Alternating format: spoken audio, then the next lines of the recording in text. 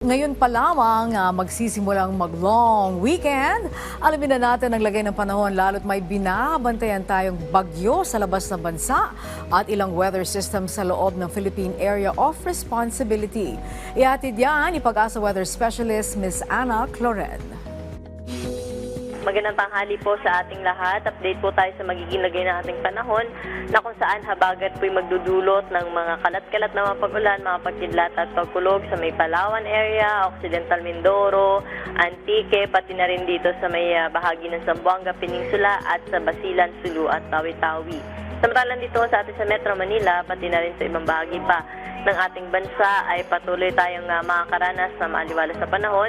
Ngunit pagsapit ng hapon hanggang sa gabi ay mataas yung tsansa ng mga panandaliang buhos ng pag-ulan dala ng localized thunderstorm.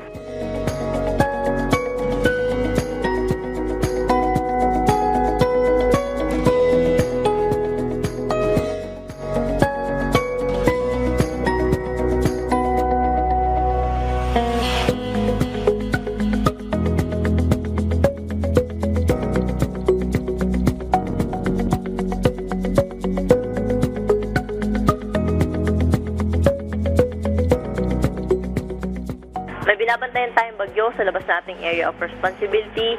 Mababa ang tsansa na ito ay pumasok sa ating PAR at wala itong direkta epekto sa anumang bahagi ng ating bansa. Pero for the next 2 to 3 days, ito po yung mag-e-enhance sa habagat na magdudulot ng mga pag-ulan, lalo na sa may western section ng Southern Luzon, Visayas at Mindanao.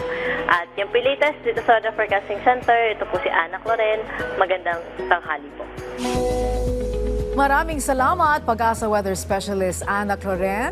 Paalala muli sa ating mga kababayan para maging ligtas sa lahat ng pagkakataon mula sa epekto ng pabago-bagong panahon. Ugaliing tumutok dito lamang sa PTV Info Weather.